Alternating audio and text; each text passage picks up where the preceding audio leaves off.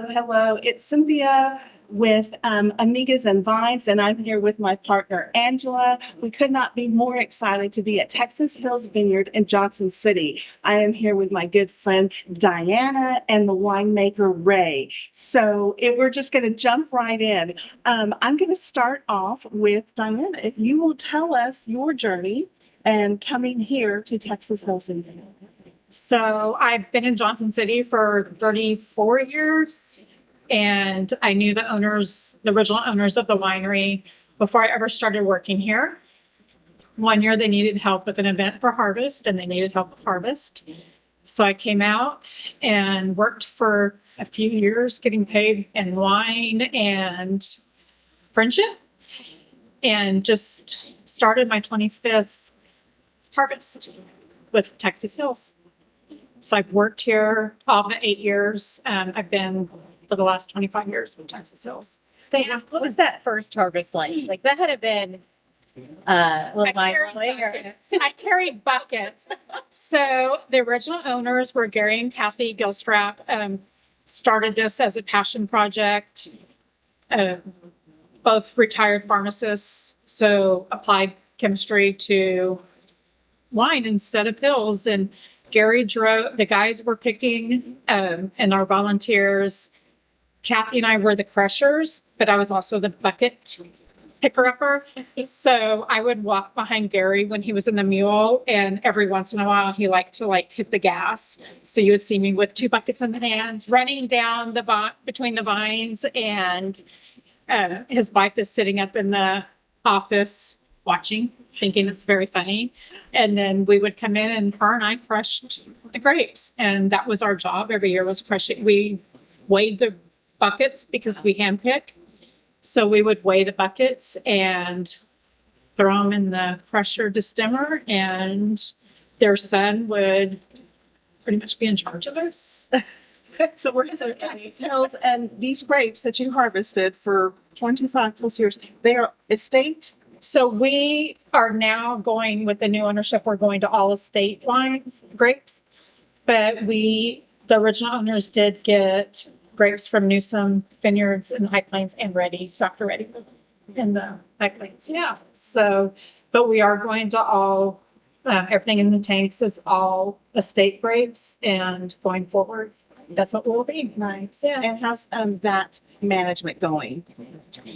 When I came back, I didn't realize I was going to be the vineyard manager at first. And then, so now I'm our vineyard manager as well. And I love being out in the vineyard. Ray has been a huge help. We have a great staff that works our vines. They've done it for Hilario's, our guy that is here all year round.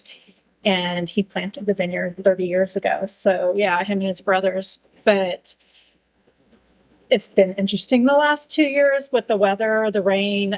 Right now, we're all trying to just make sure we have something on the vines without losing it due to bursting or molting. Mm-hmm. Ray, what's it like for you here at Texas Hills? Oh, there's never a dull moment, I would have to say. This place it's got a lot of history to it, but along with that, it's got some some creaks and some cracks here and there that need some repairs, and so that's been probably the most excitement, is just once you solve one issue, you discover another one. And so I would have to say that that's where a lot of the excitement comes from, is just the problem solving, and it's fun. I learned a lot of that hurry up and pivot from working at other wineries as well. As you know the history here in the Hill Country, so tell us about that. So I started at a very large winery, a large production winery, and I had a friend of mine that was just needing some help in the vineyard, and I have an experience from my military background with working with heavy machinery and whatnot, so they trusted me to drive the tractor without ripping out any end posts. And so I started in the vineyard and kind of worked my way into the cellar, because of course my curiosity would get the best of me, and I would want to see what was happening with the fruit that I was harvesting.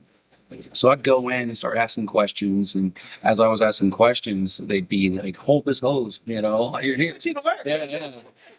And and just like Diana, once I got into it, I fell in love with the whole process of winemaking, and then really started actually enjoying drinking wine as well, and the experience that came along with it, and then started developing this passion to want to actually be that artist, to craft and develop and work with my hands to make this product that I can share with others, and create these experiences. And there's legacy here. So you are walking into a great Sure. space to do that. You talk about 30-year-old vines, having Hilario here, having that expertise, and yes, taking advantage of it all. So, yeah, definitely. I always say, don't have a friend that owns a winery because you're going to have a job eventually.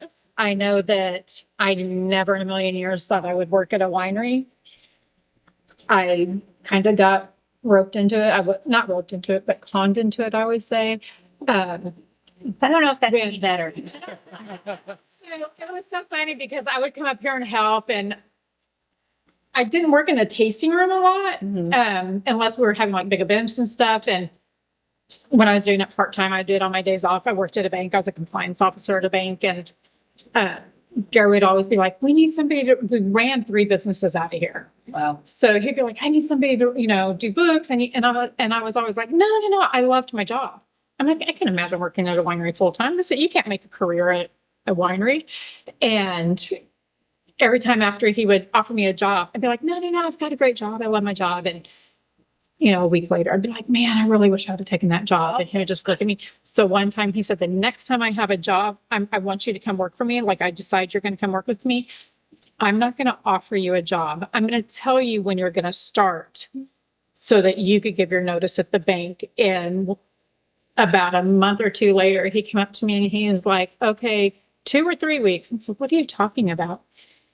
He says, to give notice, are you going to give 2 or 3 weeks notice? I need to know so we go, know when you're going to start here. And I was like, 2 weeks notice, I'm in. I did tell him, I said, because he said, next time I'm not offering you a job. I'm just telling you you have a job. And it was all wonderful times after that. I love the diversity here of pharmacist, banking, military, and then all coming together in wine. Yeah. I think wine brings everybody together. It does. Absolutely. I think most of my friendships, people that I know from the wine industry. I looked back at my notes and went through some of my receipts on our old banking, and I joined Wine Club with you at Wedding Oak in 2017. Yes, And it was, so yeah, it 2016. goes back that far. That was when we first met. And I remember being a new wine club member. I didn't know anybody. The very first time, my kids were still little, so I went to wine club pickup party by myself, and you're like, oh, welcome. And we got to talking, and it was just, one of the best experiences. So when you meet people, you are welcomed, definitely. It is. It's like you're coming into somebody's house. Absolutely. Especially,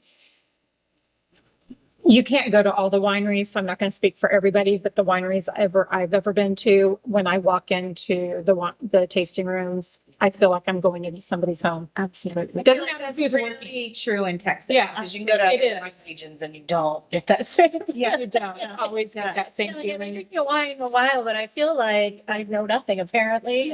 And I have noticed that, as people are coming in, more people are coming into the wine industry and discovering working in the wine industry. They may not always know your name, remember your name, but they'll see your face and they're like, "Oh, you liked our Tempranillo? Come in and Yes. So I used to never drink Tempranillo, and when Purnell Cellars made a Tempranillo, they had a general manager or a tasting room manager over there, and she could only remember my name as the Tempranillo. I would be okay with that. I was definitely okay with that. I met Johnny Tanat the other day, so I feel like now I need to choose a grape. Just tell people that's my name. Yeah, but she'd be like, "Oh, Tempranillo girl's here," and I'm like, "That's me. That's I'm here. Let's go." Well, speaking of wine, are we ready to start a first tasting? We are. I mean, I am. We're going to start with our estate grown Chenin Blanc. So we just picked our Chardonnay. Our Chardonnay is always the first to break bud. It's always the first to come off the vines. The second grape that's always clockwork is our Chenin Blanc. This Chenin Blanc has actually won several awards. It's our 2014. Just a great, clean, crisp white wine. This is a 2014. 2014. That's pretty incredible to be able to do that. At Texas Hills, most Texas wines I have are not. Most Texas Decade wines old. are not a decade old. So Gary Gilstrap made this wine, and he Yeah, pretty tasting too. he was very forward thinking. He used microoxygenation to prolong the life of a wine. I had never heard of it before because I didn't know anything about wine, and it does hold up very well. So cheers. So we cheer here. Right. Long distance ones at the end. Yeah. I mean, it's very aromatic. I don't even have to. No, the color. I think this is of our whites. This is the most popular in the tasting room, especially during the summer. Just super clean, crisp. We do everything in stainless steel. Our Chardonnay does get lightly oaked. Our reds, until Ray came on for winemaking, our reds have always gotten neutral American oak, and we use oak chips that go into, like, it looks like a big tea bag, and they soak in the wine. Depending on the wine, it'll depend on how long they soak in there. But so we control the oak. You're going to get a nice, even our reds, nice clean wine. You're tasting the grapes. Our philosophy was always wines to share with friends. We wanted those wines that everybody could drink. This is beautiful. It's on the nose, Angela, those citrus notes. Yeah, this is some nice little floral notes. I taste it and I feel like I'm on an island. It's I like it. beautiful. Like You get that zest, those tropical. Yeah, Like, oh, am I by the ocean now? very versatile. Want to be. Yeah, this is drinking beautifully on its own. It absolutely own. doesn't need anything, but I can make it like I can see how it would be very versatile though. I don't see too much Chenin Blanc It's in beautiful. Texas. It's No, beautiful. you don't, especially in the hill country.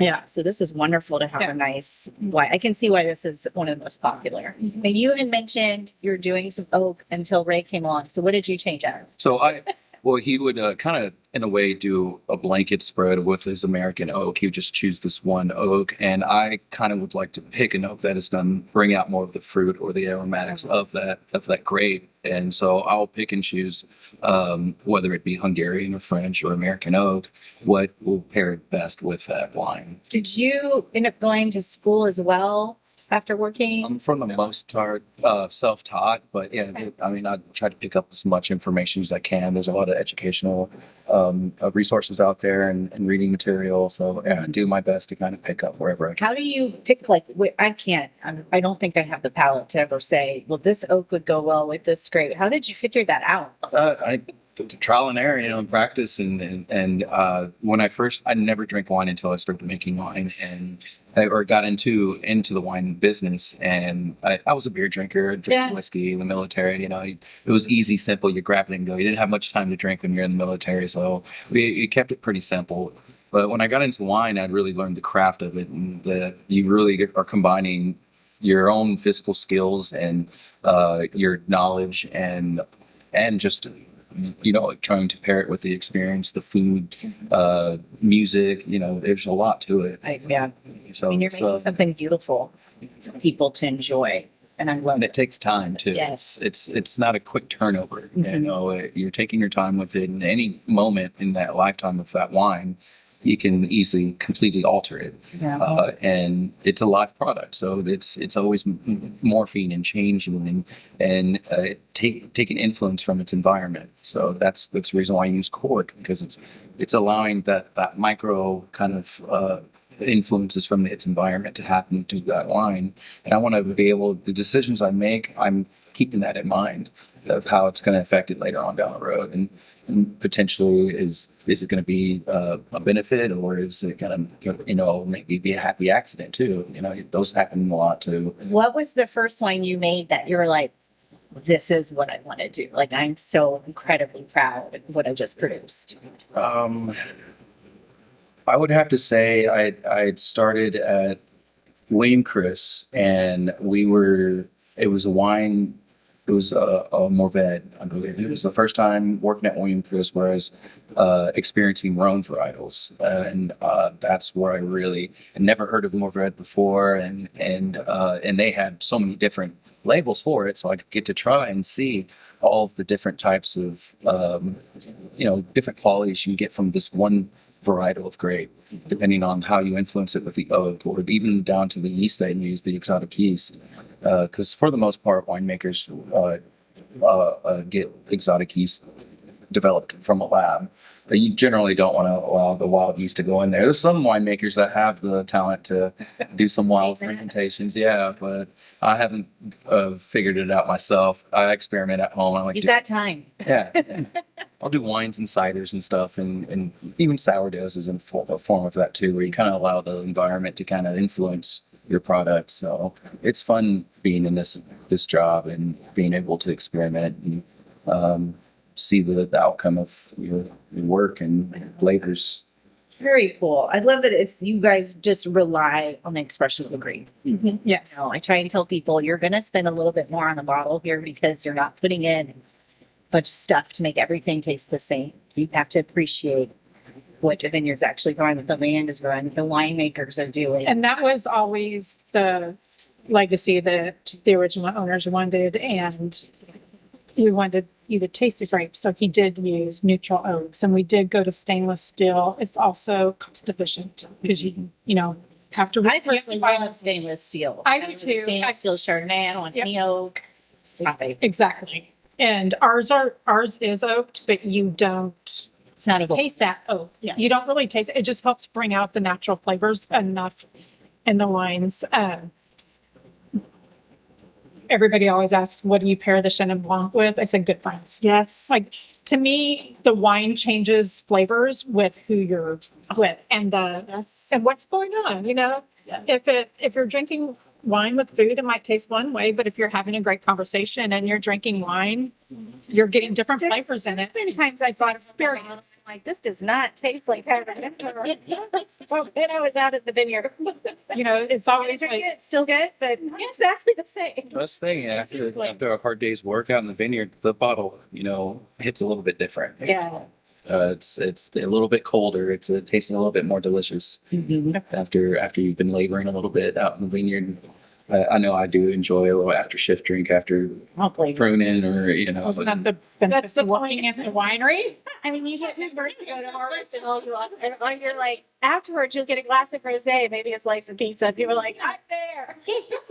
That's often how I greet people too. They ask me how I'm doing. I was like, well, I'm making wine and drinking it, so Yeah. I can't complain. So speaking of like a hard day's work and wanting to come to a place to relax, be with friends, tell us about the space that we're in right now. So this is our speakeasy. It's called the Red Room.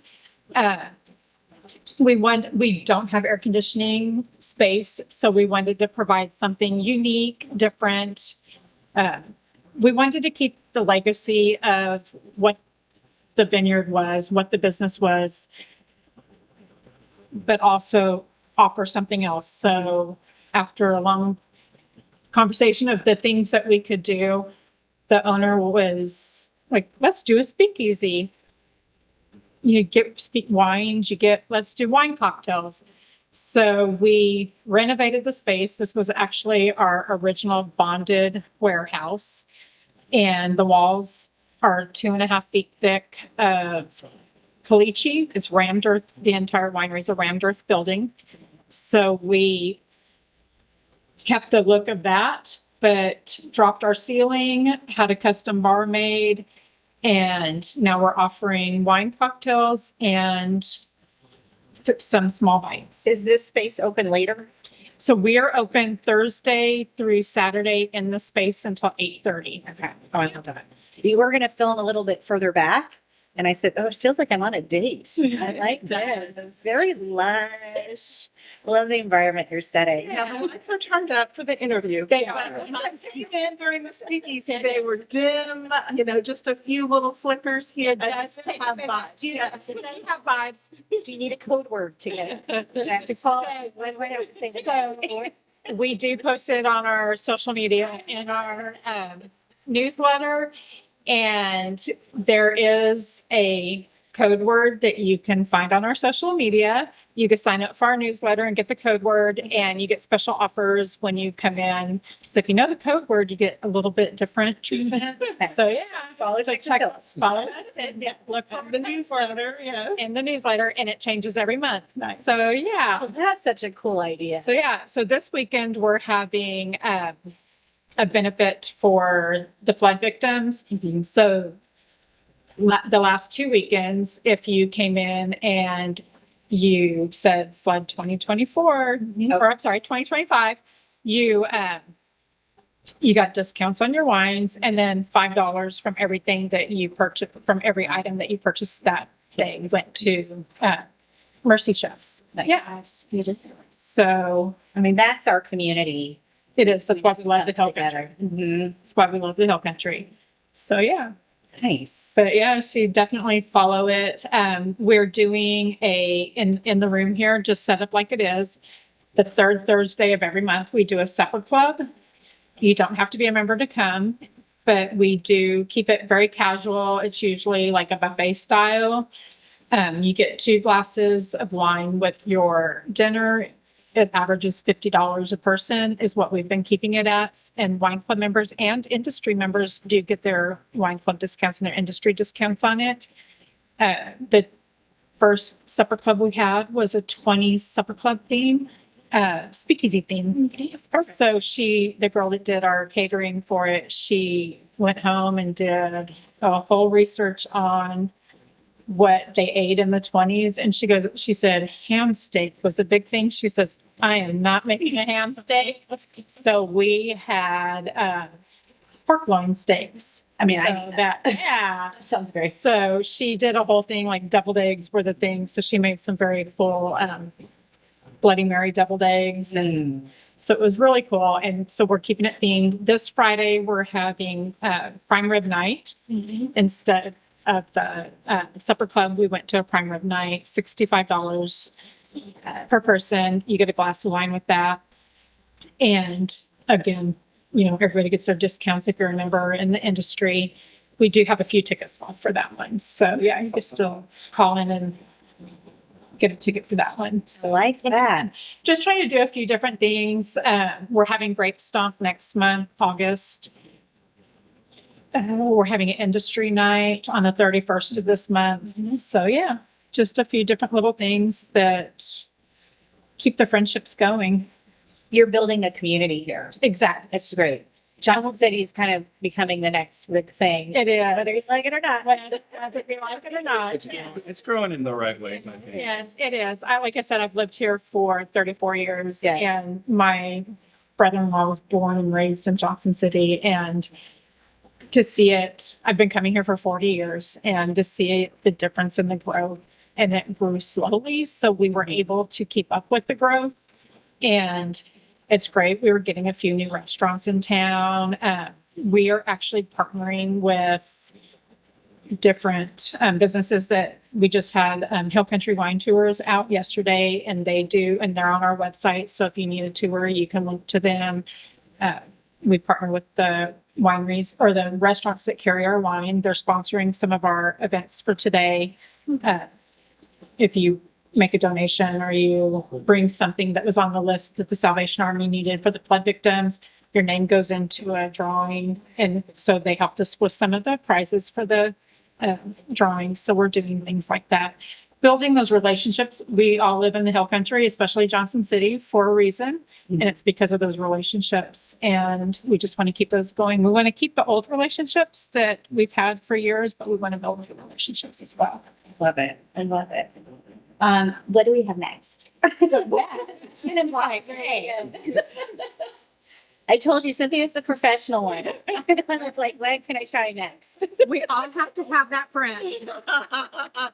That's true. We all have to have that friend. So next, we are going to be doing our estate Rosado de Sangiovese. So this is made with our estate Sangiovese grapes. It is a little bit darker in color. It's a very fruit forward. It is a 2023. So this is actually on our menu right now. This is the closest to what this is the most neutral piece. Once again, like just Yeah, so it's just great. I have not had the rosé in a little while. And I asked Dusty, who works in our tasting room, I said, well, how's rosé drinking? Can we, and he's like, oh my God, it's a great summer wine. He says, it's just like when it's really hot outside, he goes, there's just enough fruit forwardness that it's not sweet, but it's almost it's almost sweet. And it just really is very refreshing and perfect for the summer. So we've got a great watermelon. Very nice. Yeah. the nose. Very Yeah. nice. It's getting better with all this practice. I'm like, water. This is, yeah. Now I'm gonna taste it. I love rosé, but we have a pool, so I'm always like, I need a good rosé. My poolside. So my children grew up, mostly my son grew up in the wine industry. We used to play croquet on the front lawn before we had a patio. And we will go to dinner with my daughter, or they'll come out here and we'll do tastings, him and my daughter. And they're so funny because my daughter's here for a good time. She just wants to enjoy the wine. She just wants to enjoy the conversation. And my son, who does have some education in wine, and he'll be like, this is really nice. It's got the watermelon. It's got the really good mouthfeel. He goes, what do you get out of it? She says, grapes. And it tastes good. That's really neat. So really neat. And you mentioned he says the mouthfeel. I was about to say, there's some weight on this rosé. There is. So I was going to mention, because it had some time on the skins, that's where a lot of that body comes from. It's gorgeous. So I took a sip. I was like, oh, It's gorgeous. yeah, it coats my tongue a little, which I don't always get in rosé. You get more of the zip. Yes. It's on. But no oak on it, all in stainless steel. Mm. So yeah. So we do have, we have the ability to plant 30 acres of grapes, but we have about 20 acres right now in production, all handpicked. And I think we have just some amazing grapes. We do still have some of the original vines. So we do have some 30-year-old vines out there. I stopped driving up. So when I loved when the wineries are kind of set back from places. So I was really happy when we're going kind of off the main road. We're off Main Street. We're not right there. And then you start driving down the road, and I had to stop my car and take a picture of your vineyards. I mean, I'm the layman, so they might not be the best right now, but they look gorgeous. Beautiful. Our vineyards look beautiful. And we are very lucky, and we did not get hit as hard as some of the other wineries or vineyards. And so, yeah, we were very blessed that we got. What are some, so you're growing all these grapes? So we do. Oh, So yeah. we That's have good. Chardonnay and Chenin Blanc for our whites. We did have, we used to grow Pinot Grigio. Gary was the first one in the Hill Country to plant Pinot Grigio. One of the other growers said, you cannot plant Pinot Grigio in the Hill Country. And he was that person that said, let me show you. Maverick. So he planted Pinot Grigio, and we had it for a very long time. They got hit with some beetles, I believe it was. So it was after I left that he took it out. And they planted some orange muscat, and that we actually just took out last year. It had gotten hit by some Pierce disease. So we just decided to take it all out. We're going to let the ground lay fallow for a while before we decide to replant or what we're going to replant. But we have Chardonnay and Chenin Blanc for our whites right now. We have Sangiovese, Syrah, Cab Franc, Merlot. We have a little bit of Malbec. We have some Petit Verdot and Petit Syrah. Oh, you get So we've got a little bit of everything. We have our estate cab. My favorite has always been my favorite wine. This is Kickbutt. Kickbutt cab. Yes, it is. There's different blocks There's of cab yes. in the vineyard, so you're able to kind of blend them and get the right kind of. Do you all do, I mean, you've got some great red varieties out there. I mean, I'm hearing the Petit Verdot, the Cab, the Merlots, my absolute favorites. Do you do any blends, or is it all, because you really want the grape? So we don't have a lot of Petit Verdot Okay. that we harvested last year because it's younger vines. So we did blend that into some wines, and they have in the past as well. our cab is, like Ray was saying, it's in different blocks. So we have some up by the front, by the highway. We have some in the back by the barn, and then there's some in the middle. So it all grows different because of where it sits. And that was one that in the past, we always field blended. So we picked it all and just like brought it in and then blended it. You know, it was picked at the same time. So last year with the rains and stuff, we weren't able to do that, but we did ferment it all together. We picked it, we put it in the warehouse, kept it cold, and then the next day we crushed everything together. So, but in the past, it was all field blended. Yeah. It's beautiful. It's one of our favorites. Now, along the cab, we actually did have two different, we had a north block and Yeah, we did have a north block, and we did the north block and then the middle together. And those are the ones that when we did the middle part, we put it in the warehouse, and then we did the north block further over by the fence line. And then we crushed those together. And then the ones up by the south block, You have made a dangerous wine here. Very nice. Very nice. What's the ABV on this? I want to say it's 12.5. yeah, Yeah, this could get me in trouble. most of our wines are under 13% or 13% or Really? under. We Okay. don't have, you're not going to get that hot alcohol Mhm. from the wine. They're all very smooth, very drinkable. Again, you're going to get the grapes, the flavors of Right, and the you're not wines. overwhelmed with the. Yeah. Yeah. And you can have more than one glass. I like Which is that always okay. because that's easily going to happen. That's my favorite thing. Gary asked me one time, what do you think will pair with this one? I said another glass. Because I am not a foodie as much. I am the person that you take a break. That will I don't want to open a bottle of wine unless I could pair it with another glass. Yeah. And maybe a third. And that's all the wine. Well, you trust pair it with a myself to friend. come back around to finish that bottle. So I was like, you got to finish it. I did invest in a Corvette at one point, and I barely use it. Yeah. Like if I don't finish it today, it's usually finished by tomorrow. We're Yes. okay. And my husband always gets like one glass at least, so I don't feel so bad. I'm like, what? I shared. So we did, we do library tastings every once in a while. So we'll do like all of our kickback cabs from the estate, all of the kickback cabs from Houston Vineyard.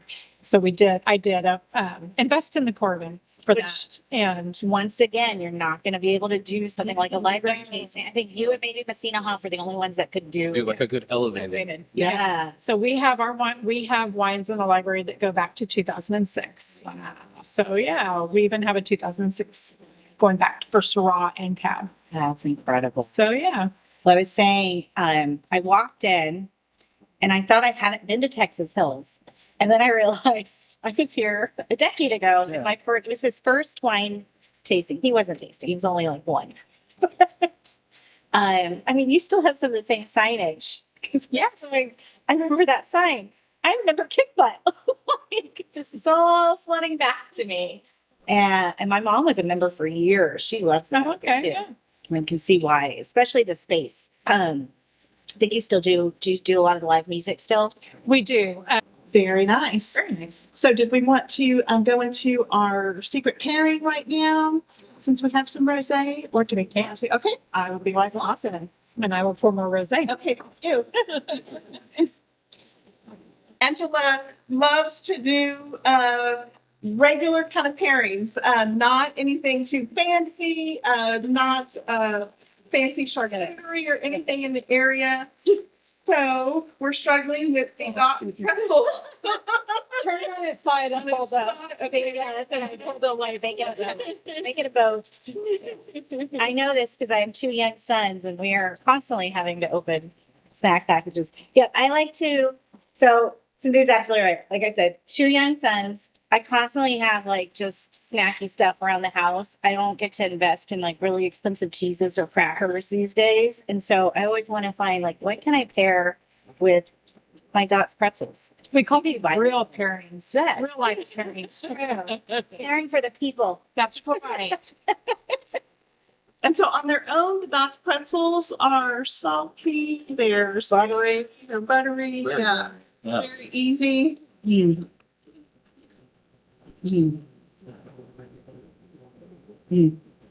Perfect breakfast. It This is. is a breakfast. Breakfast of champions right here. Oh, it lessens the butter. Yeah.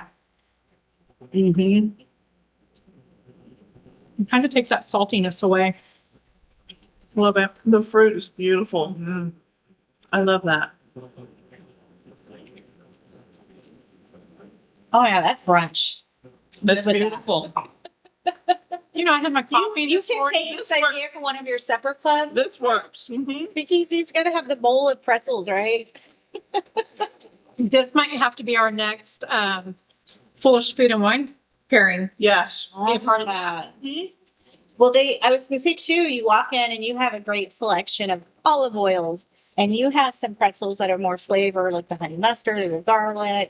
Who decides all that? Who coordinates all that? I do. Okay. Yeah. I want that cellar rack shirt, but I feel like I'm a fraud if I wear it because I'm not a seller. Hey, you were in the cellar. You're now it's a cellar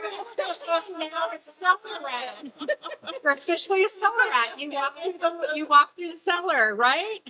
We had wine in the cellar. There we go. There we go. Now, speaking of pairings, you also have a menu here at We do. Texas Hills, and I really love that. It's just enough. It's not too heavy. It's just enough.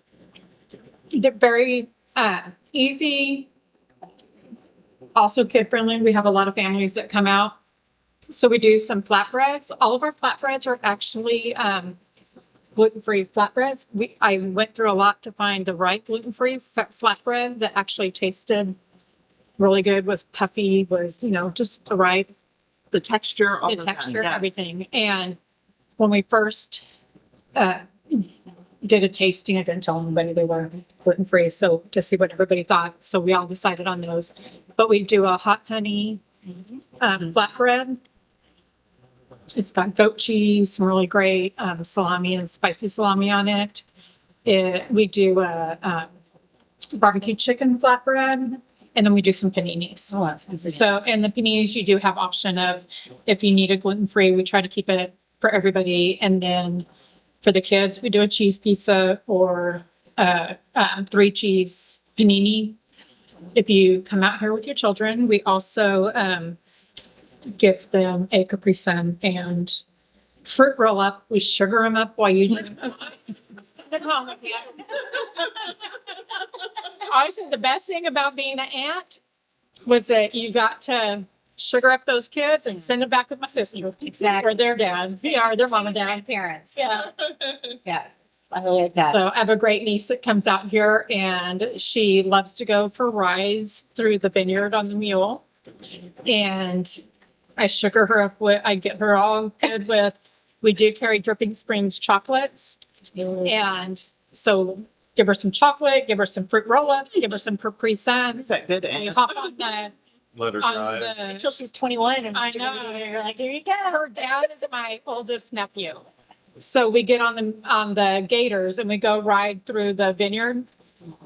And the last time we came back, she told me, Aunt Diana, you were the best aunt in the whole wide world. I said, where was my phone? She had my phone. I was like, I did not get that in a recording. That's why you say it again. Yes, Taking this time. yes. But yeah, we drank Capri Suns, wine, and ran through the vineyard and shot grapes. And I love that it's family friendly. You'll find a lot in Texas that are, but I always tell people, call ahead or look at their social media because there's definitely some I won't take my kids to, like, Slate Theory. I kind of, they allow it, but it's just a little bit of a different vibe. Right. I mean, I may not take them back to the speakeasy area for you guys. Get them into the bar It's a little scene. edgy badgy. But yeah. But your front, And we have some yard games for the kids. Yeah. Like I said, bring your kids in. While you drink wine, we'll keep them entertained with. Do you need reservations for your tastings here? You don't need a reservation, But recommend but it? we recommend it, especially on the weekends. Kind of gives me an idea of what Yeah. to expect for my day. Yeah. So we do have large groups that come out. So we just want to make sure that if you come out on a weekend, that we can accommodate you accordingly. We don't ever want anybody not to feel like they were Yeah, because I'm Yeah, always focus changing my on- hat. I'm out in the vineyard or I'm working in the bottling line, and I would hate for somebody to come in and then I'm like, I'm all sweaty and covered in grease or something. It's like, So- oh, hold on, let me put something We are together a for small you. business. We all pitch in and wear different hats. But yeah, we recommend a reservation. You can make them on Talk. You could call the winery Okay. phone and make them, or you can just email me and make them. So we're not really picky about it, but we do recommend it. And your hours? Our hours are, so we're closed on Tuesdays and Wednesdays, but we're open Thursday, Friday, and Saturday from 11 to 8:30. Okay. And then Sunday and Monday, we're open from 11 to 5. If you have a group or the only time you could get out here is on a Tuesday or Wednesday, I'm usually here working. For me. Or Closed, it's not as a day off. Again, just call. You won't be able to make a reservation online, but give us a call. And like I said, I'm here, so we will get you taken care of. And check the website. And check the for website. Events Yeah. updates, because I know there's sometimes we do have to close down, with weather or electricity or something in the area. So yeah. Yeah, we are between two low water crossings. So Yes. during the flood, we were open for 4th of July, and a lot of our staff lives further out. Mm-hmm. So we did have to close because I have been flooded into here multiple times. And you're still Here. here. My God. So I mean, I think I might be okay with that. I was okay with that. supply. Yeah. I was okay with that, but I might be able to make that work. yeah, we might be able to do it. Yeah, plenty of flatbreads and wine. We're talking about kid friendly. So the original owners of the winery, their son was one of the owners as well. And his oldest son and my son grew up together. And before we had the patio, we just had picnic tables out there. And every Saturday night after the winery closed, even if you didn't work that day, everybody would come up to the winery after we closed and we would have a big cookout. Well, the kids used to play croquet on the front lawn. And Dill's youngest came in one day and said, Dyana, I am so sorry. Oh, no. That is usually your typical response. I said, what happened? He said, well, my grandma showed me how to buggy ride a croquet ball. No clue of what that was, but found out it goes really far when you do it. But when you hit the other ball, It's when you put your foot on the ball and then yeah, well, he shot it out and it took out my car. And I said, I said, did the car blow up? He says, no, ma'am. I said, do I still have a windshield? He says, yes. He said, but now you have a smiley face on the front of your car. I made an intention. I said, no problem. Let's go move it. As long as it's we So, can drive it. We're good. But that's what made me fall in love with the wine industry was that my son has been dropped off at the front gate a couple of times. no. When we were harvesting or when we were bottling and we couldn't get Love it. to the school to pick up the kids. So my son actually grew up out here and then fell in love with Now wine he wants to himself. be in the industry. And now he's in the industry. But yeah, he's actually helped us with tasting notes. And, I like to everybody has a different palate. Mhm. Nobody has the same palate. And so when we release a new wine, I have some friends that have their sommeliers will come out. Winemaker comes out. We all get together and we collaborate on tasting notes for the wines. And I think that's what's the most fun about it is that it's a family and a friendship. Yeah. And I think it's interesting. You just mentioned everybody has a different palate, which is very true. To me, this would be an ideal vineyard to come visit then, because once again, it goes back to you really get to taste the grape Yes. and understand what you like as a new wine drinker. And you're in a warm, welcoming environment. I think that's what's so hard when you first start trying to get into it. It's intimidating. It is very It's intimidating. so much. And like your daughter, I mean, it is like, I smell grapes. I smell alcohol. So my daughter and I went to a tasting one time and I had not drank Malbec in so long because we don't produce it here as a single varietal. And they did a blind tasting and it was like whoever picks the right varietal of this wine, you get a glass of wine. So my daughter was the first one to taste it. And the winemaker says, well, what do you taste? And she says, pickles. Pickles. It's not what I got, by the way. But That's not good. as a good mom, when it came my time to decide be asked what that was, I said, pickles. And they're like, she says, well, why did you say that? Like, Mom, gotta support my daughter. And she goes, well, what wine? She asked my daughter, what wine do you think it is? After everybody went through and she asked everybody what they got it, she says, Malbec. She looked at me and she says, what do you think it is? I'm like, it's a Malbec. Get down the line because nobody knew what it was. Yeah. Everybody, it's a Cab, it's a Tempranillo, it's a Morvad. Took the bottle out, it's a Malbec. And she goes, Diana, I've known you for a long time. How do you know it's a Malbec? I'm like, I'm not dumb. I listen to her. My daughter doesn't drink red wine, so she thinks most red wine tastes like pickles. So she said it was Malbec. I knew it was Malbec, and we drank wine out on the patio, and she did not make my daughter drink Malbec. I enjoyed it because it did not taste like pickles, by the way. People I know aren't like big wine drinkers have some of the best taste in wine. Like my husband said this before in interviews, doesn't drink a ton of wine unless I've opened a bottle, but he always likes the really smooth. It's got that Nice. Yeah, it's got the expensive taste. Yep. And I don't know if it's because it's not their thing. Maybe when they have it, it's got to be really good. Yeah. Exactly. They can pick out all of the imperfections. Mm-hmm. And pickles. So But it makes it fun. It It does. It just it's not pretentious. It's not a test. It's just let's go drink wine, talk, and have fun. Cynthia and I have talked about doing blind tastings on lives and stuff, and it makes me really nervous because there's no way.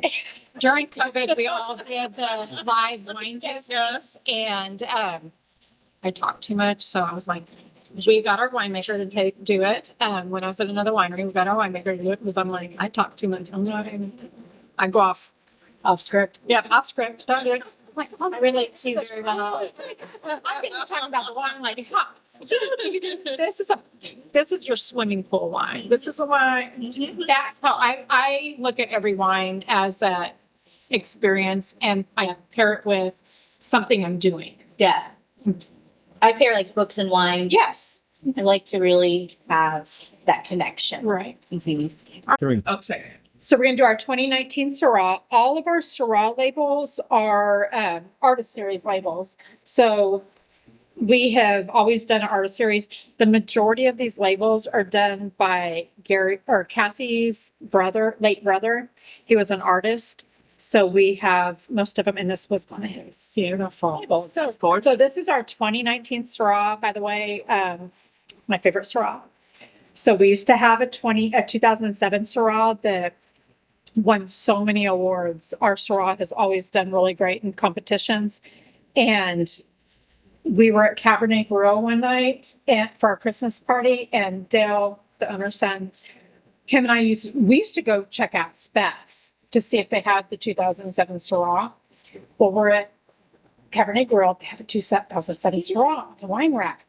So, I was faster. I grabbed it off the wine rack. I literally stick it inside my purse. Mine. Elizabeth comes out. She was our wine person, and she's like, what is that? I'm like, I'm going to buy this. I'm going to take it home. But I wanted to see it. She's like, we recorked it. It's full of water. But I do have one bottle of 2000 Syrah at home that I won't drink because Dale has passed away. So it's more of I'm going to keep. You talk about those memories. Yeah. Yes, you do. Right. So all estate grapes, very beautiful color. I'm glad you guys have a driver today. Thank you. Oh. So this one is actually not on our tasting menu yet. But you can purchase it. We do have it in the winery. This was one that we released a few wine clubs ago in our wine club shipment. So Tell us a little about Wine Club. So our wine club is you can do 4 6 or 12 bottles 5 times a year. So we do February, April, June, and then September and November. We have a pickup event every month of a wine club. You get 4 tickets complimentary.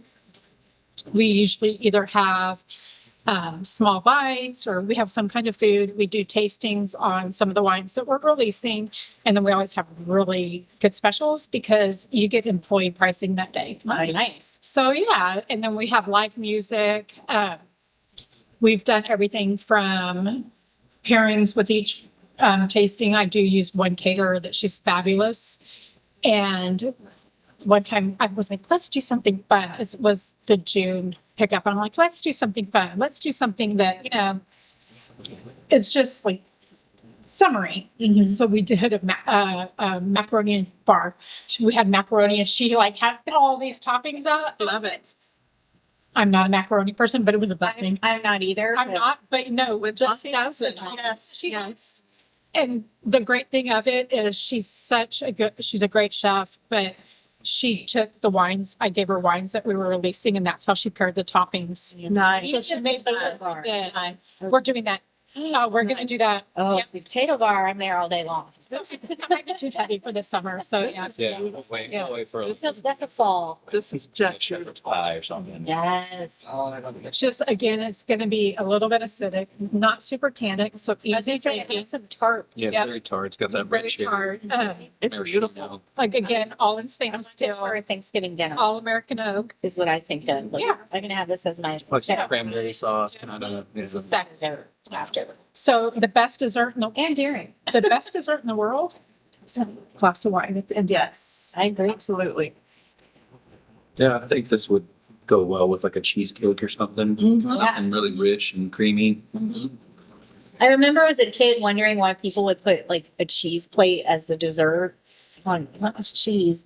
Now as an adult, I get it. Like I'm gonna finish my wine. I just need a little bit of cheese. Yeah, exactly. The other way. Yeah. Yes. Yes. I mean, isn't that your main protein? No, it's beautiful. My daughter and I vacationed together. So a couple of years ago, I was at Wedding Oak and I had come and I borrowed a Yeti from Gary because we were taking wine. It was our first road trip to do, and we were going to be gone 2 weeks. I'm like, I need a good, dessert. He's like, oh, come get the Yeti, come get the Yeti. I'm like, okay. So we got different wines. We did a wine tasting from here, and we gathered all of our wines, and we went from here to North Carolina, but we made stops on the way. And everywhere we stopped, we got food from that, like what they were known for in that region. And we took our bottle of wine, went to the park, and paired. So we went through like Texas. We went through parts of Texas. We went through parts of Louisiana, parts of North Carolina, and the whole entire way, we took like, we're gone 2 weeks. We took like 3 cases of wine, and we Tasted your way through. we tasted our way. I love it. Yeah. That's So great. yeah, That's you're talking about cheeses and stuff. Yes. Yes. This is what we do. I'm gonna do that. I'll go on your next road trip. That's what we're doing. I love it. I love it. It's so funny because my her roommate, they've been roommates forever, and he works in a bar in New York at a 5-star bar hotel, and he had never met anybody from Texas, and he says Texas does not make good wine. Yeah, we hear that. I was a little offended. Well, as you should be. So she's like, you should not have said that out loud. So I took a case of wine. Yeah. I got my wine suitcase out, checked it, got there. The next time I went up there, he had made an order.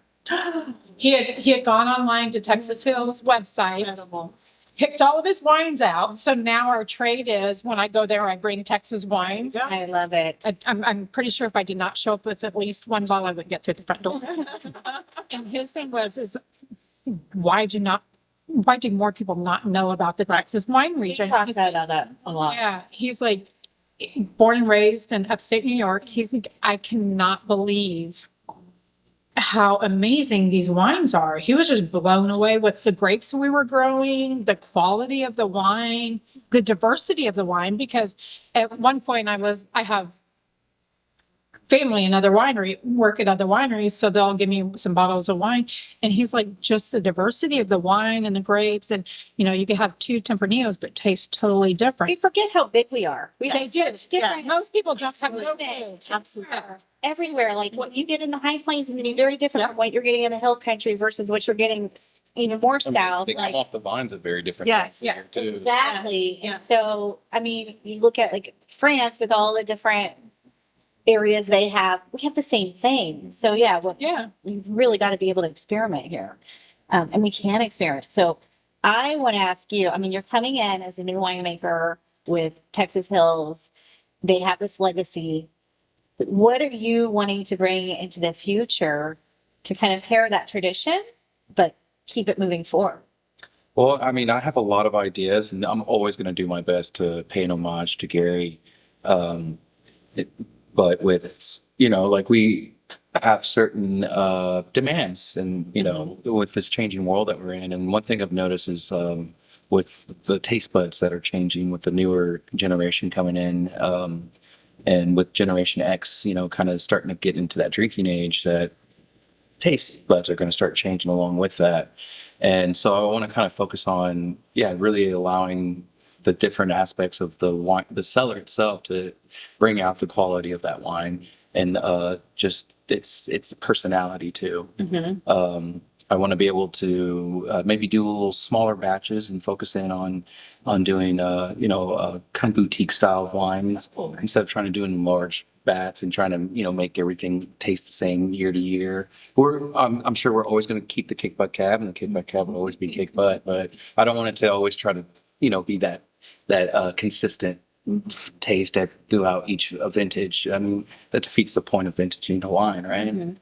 I want to bolster the oak program, and also maybe experiment with doing like terracotta or concrete vessels, and keeping that stainless steel kind of flavoring, that idea that he originally had, using the micro oxygenation machine and having stainless steel, but with that terracotta or that concrete, you still get those benefits of micro oxygenation, and you get that added benefit of like minerality, and you retain the fruit forwardness of the fruit that you're working with. And you can start playing with the shapes of those vessels as well. You can do those little fancy egg shaped vessels, and that allows your lees to be or line the walls of that vessel. So you get a little more surface area contact with your wine. It kind of helps with the mouthfeel, and even if you want to do a malolactic fermentation as well, it kind of that vessel will allow you to do that as well. So I mean, we were talking earlier about how each of your experiences from different wineries and what you can bring forward. I mean, you had Willie and Chris in your background. That's something they do. So now you get to bring it forward here, which is amazing. being in the brewery as well has kind of brought in a lot of different as well. I mean, I love that. I'm excited. Hopefully you've found a forever home, or because these wines are exciting. One of the things that we also want to do, which will probably be about another 4 or 5 years down the road, is do a single barrel program for our wine club members only, and not a big barrel program, like maybe 5 barrels, and do something that's just unique to them and experiment with that as well. Oh, that'd be great. So yeah. We do love to feel like VIPs. Yeah. Yes. And with the vineyard that we have out here, we have plenty to work with. We have almost 11 different varietals, and that's almost 23 acres that we could plant, potentially planted out there. So there's plenty to work with just here at the estate, so we don't have to rely on purchasing fruit for anybody else. So So that vineyard management out there, tell me a little bit about that. So when Jim Mueller and John Mueller, they're the ones that purchased the winery. They actually met Gary and Kathy through a mutual friend. And Gary and Jim both came from the same area. They knew, same families and things like that. And Gary had him call me back up, and he said, "Dyana will come back to work for you." And I know she will. And so he called me up, and Once again told. yes, once again told.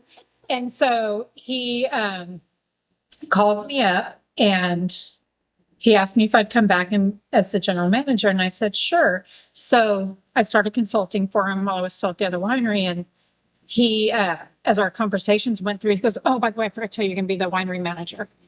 So we get a little bit further down the road and he says, oh, by the way, I need you to manage the vineyards as well. And I'm like, I have the biggest passion for this industry. I have worked over half of my career has been in the wine industry. And I'm like, sure, no problem. I love it. I love being in the vineyard. But I know I don't know everything. And you do not want me making your wine, but I do know how to call the people that are amazing at what they do. This one took a little bit of coaxing to get here. Got him.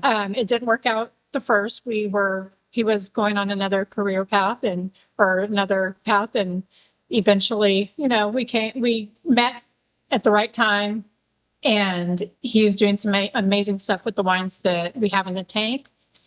And I have a really good friend that's also my neighbor that's a consulting. She's a vineyard consultant. So I called Lydia and I was like, hey, are you taking on any more clients? She goes, well, we're really, really busy. What's going on?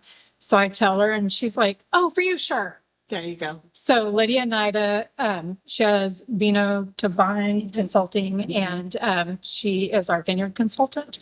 So I knew when to pick. I knew everything, but I did not know about other things. Like I knew when it was time to pick a grape. I knew when a grape wasn't right time to pick it. I did not know about the in-depth part of it. So again, you hire the right person and you have a great I turnout. feel like Lydia is becoming a new theme in our interviews as well. Yes. Lydia's amazing. Community, yes. And they all her credit. And so I knew she had her hands here. Definitely Yes. wanted to nod to. She does. Lydia and I like to gossip and There you go. Dan Pebble Rock, you walk in there and that's what you see. It's a much smaller space. Yes. They're just sitting around gossiping with their members. So the first time Ray came to work for us and we went out into the vineyard, I had to warn him. I'm like, okay, just an FYI, Just be ready. just be ready. So I went on vacation with my daughter and we go out in the vineyard every other week with Lydia. And I was like, hey, you're going to have to bring something to the table. I won't be there to gossip with Lydia. I'm on vacation. I'm like, you got to bring something to the table. And then it turned out that I think it was the weather or something and they couldn't go out into the vineyard. I was like, whoosh, you got to sit at the bar and gossip about it. Finishing up with? Lucky you. So we're going to finish up with two different wines. Okay. Actually. I'll do. So, because you can't come to Texas Hills and not have our Kickbutt Cab. So this is going to be our 2017. This is my favorite one that we have right now. Don't know the story behind Kickbutt Cab. Gary grew planted the cab, grew the cab here, sent a bottle off to California for a wine competition. It got a double gold. And at the time it was only Texas wine that got a double gold. Wow. Yeah, there weren't very many of us back then. And he made a comment that it kicked butt and he was going to put it on the label. Well, we couldn't get the label passed and somebody imported Fat Bastard. So he reapplied and said, that is much more, because they told us it was too lewd. Told him, this is a much more common or much more, calm name. Yeah. So they let us put Kick Butt Cab on the label, and we've been doing it ever since. And it's got the Texas Tour Love it. on it as well. So yeah. But I just My want mom's favorite. I know this. so we will finish up with our. So when we bought the winery, there were a few wines in tank, and one of them is this Tempranillo that we have. The grapes came from Newsom Vineyard, so you'll see the difference in winemakers. So a friend of mine came in and we finished up some of these wines. We had 3 wines in tank. It's beautiful. So yeah, I mean, you can still see the stem, which is not normal with the cab. Once again, it goes straight to we're doing the break or not. So I think it's pretty impressive that you send a cab to California from Texas and it wins. Not even places, but gets it done. That, Oh, that's huge. That's huge. Whatever is all about. They did California not cab. like it. I always say, like, it's like their judgment of Paris. Mm. Yes. Texas is coming. That's beautiful. Again, you know, I take wines to people in other states and they're like, how do people not know about the Texas wines? We also have a lot of issues with being able to ship our wines out. Yes, it is. We do ship to a lot of states because we ship through Wine Cup. Okay. So we can ship to more states. Of course, there's those ones that don't let us ship to them, but I think right now we're shipping to like 20 different states. And just trying to tell our fellow Texans to come. Exactly. We discovered a bunch of wineries on a passport. And I do know the passport is huge in October. We joined in October and went the whole month. And we would come during the weekday. We would find the wineries that were open. Of course, we did the most of them on Thursdays. And we loved it. We really do. And I know they're doing them more seasonally now. So that's a great program. So, yes, the Texas Hill Country Wineries Association started on this property. Yes. So Gary and Kathy started that around a potluck with a few other wineries. And when we had the 25th anniversary of, I think it was the 25th anniversary of the Texas Hill Country Wineries Association, we had boxes and boxes of the old t-shirts because we ran everything out of here. And I called January, who's the director of the association, and I'm like, hey, because we were having a big event for scholarships. So we raised money for scholarships. I'm like, I have boxes and boxes of t-shirts, the original posters of the original wineries that were that started the association. And we pulled out the t-shirts and we laid them out because we had the year of the t-shirt on there because you used to get a t-shirt. And it went from like 6 wineries to like 8 wineries to 12 wineries. And it was so cool to see the progression of the Texas wine industry on a t-shirt. That's cool. It started as Talking, relaxing, having wine. over food and wine. Over food and wine. The best things happen over food and wine. Love it. So yeah, best friendships are made and Absolutely. And best ideas. cake about the cab. Yes. Yeah. I do feel like I always get my best ideas after some wine. I don't know if people would agree. I totally agree with that. And this one was one that was actually field blended. So it was all picked at the same time in the vineyard, and then we just brought all the grapes in all at once. It's gorgeous. It's still tasting good. So if you ever want to get into the wine industry and want to pick wine, we do start around 3:45 in the morning. The pictures are beautiful. The sun coming out. We'll get breakfast tacos. At some point. Yeah, It's early enough that I can get. I forgot to turn off my alarm clock after the first day of picking.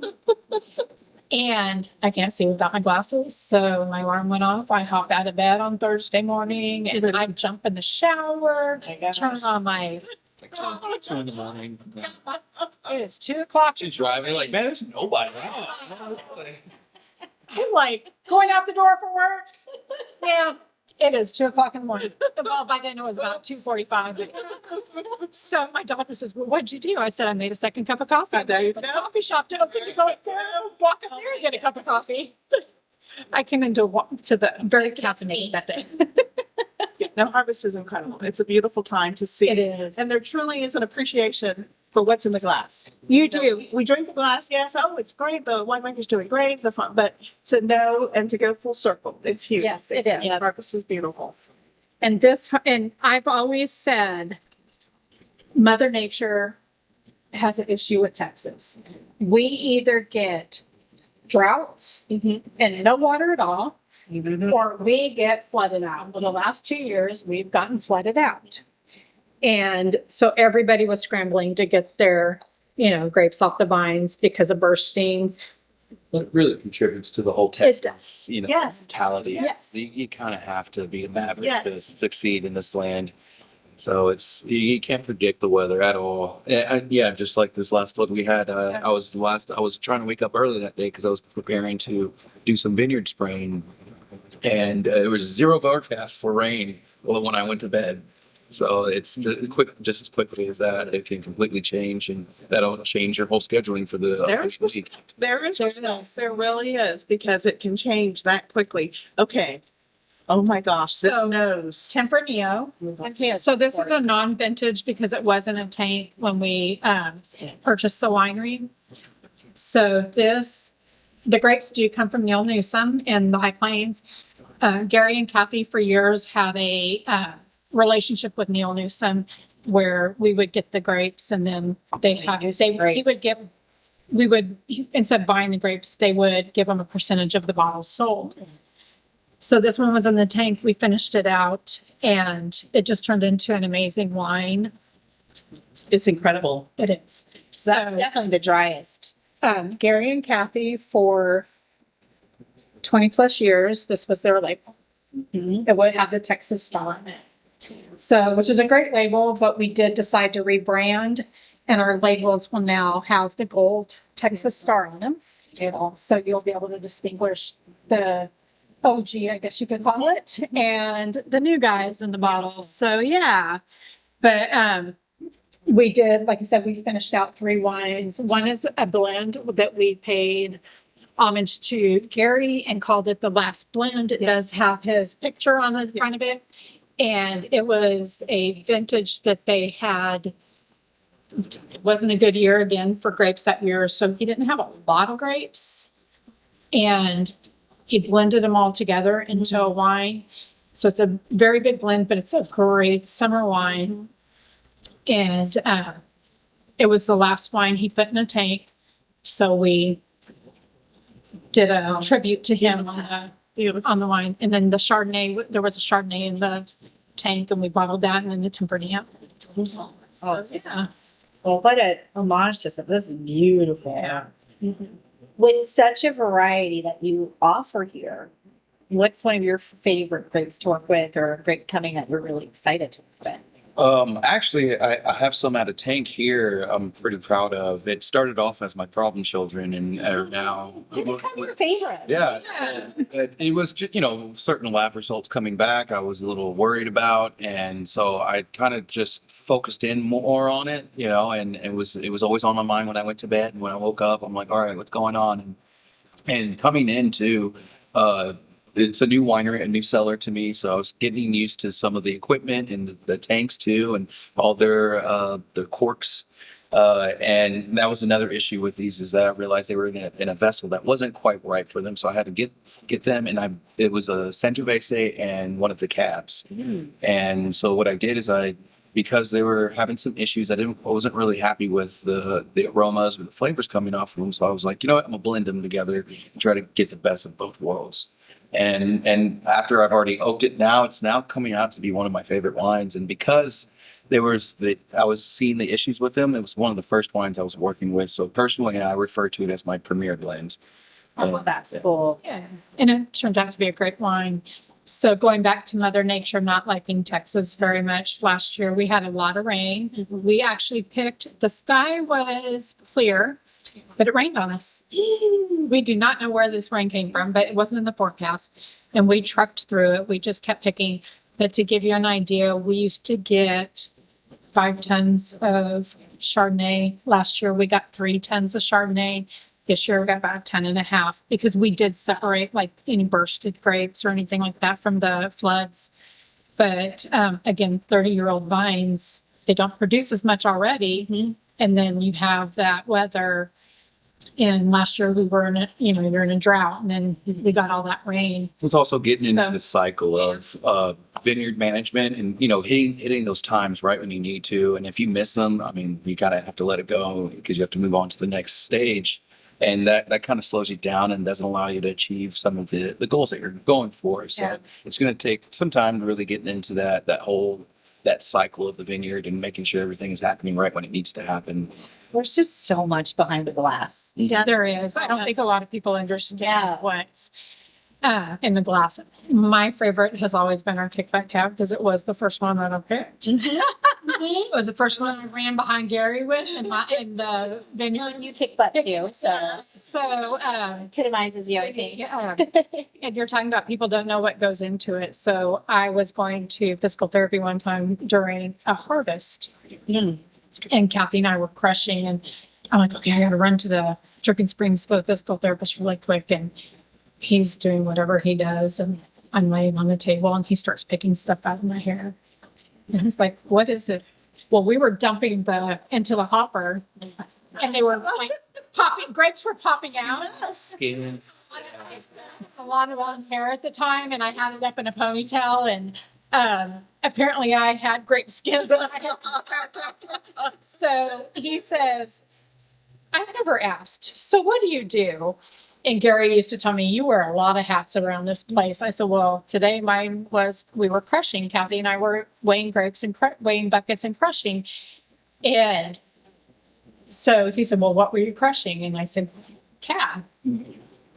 And he goes, okay, I expect a bottle of cab next time you come. So Oh, there you I went go. to physical therapy and I got a bottle of Kickback Cab Estate. And when I walked in with that, everybody was like, Wait a minute. where's ours? You know, he has the option to share. Yes. Yeah. She had to pick stuff out of my hair to get it. Yeah. He did. I was sticky and I had grapes in my hair. He earned that bottle of wine. Oh my gosh. Well, I think you both have earned many bottles of wine in this industry. This is incredible. I'm so happy we came out here today. Cynthia's been raving about Texas Hills for a while. She was very excited when you came back to Dyana. That's how we met. We met under wine. Right? She's also been talking about, hey, she's got to meet this new winemaker who's going to be doing incredible things. So I think you're going to see great things future and in this, with Ray. I mean, this building, this site, the land you have, it's just what an incredible. So we are, like I said, we're rammed earth. So we're an above ground cave. We have some little mini splits that we use, and it keeps everything nice and cool. And even when we took pictures of the door, of course it's yeah. but when you turn around, you can see The the topography. Yes, and it's different. I mean, there is respect for the hill country. It's different for when you're riding in the up track. and down, and you talk about these blocks. I get it. I absolutely get it when you get out there and you see those The blocks. terroir really does affect It's beautiful from here in the hill. different parts of that winery or that vineyard for sure. You go to high plains and you can see for miles. Right. But you come here, there's so much in the beautiful topography. You're absolutely right. Other than the hill country, I'd never seen any other places in Texas, never been to the high plains. And I never understood when a friend of mine said we could watch our dog run away for 2 days. I'm like, what in the world does What are that you mean? talking about? What are you talking about? Went to the high plains. I realized what she was talking about. yes. Like, I come from Arizona. I come from mountains. I had never seen anything so flat in my life. Flat. Those roads kind of put you in a trance, you know, like you fall asleep. And then you come here and we have just beautiful rolling hills and The colors, the yeah, colors. absolutely. Yeah. Part of it's the drive. I love coming out here for the drive too. It just makes me happy. Gorgeous. And I felt coming in, we were a little rushed and coming around the corner, coming through the gates. I left it all there. Yep. Yeah, you come in, you see the vines. It's just beautiful. Yes, So thank thank you. Thank you you. for having us. We work really hard to keep those pines. They're gorgeous. Texas weather. To visit Yeah. Texas Hills, you'll get history in a glass. Yeah. But today you're going to get Ray's first vintage in the glass. Oh my God. So, All right. so we actually tasted this at our last supper club Oh. because we do pull out little special things if you come to supper club. And Ray tasted 2 different wines, and we had a table that said, "Let me know when this gets in a bottle. I'm buying a case." So this here, like I said, was my problem children, but they ended up doing really well over time. It's a Sangiovese and a Cabernet Sauvignon. And then French oak. Oh, that color, Ray. Oh God. It's just, I want to wear A it. beautiful nose. I just want to have jewelry. in That this was color. one of the issues that I was really concerned with, was that I was wanting to make sure, the color was coming through and that the nose was there too. It was real quiet at first, and then I had to kind of do some magic with some oak, and it really brightened it up.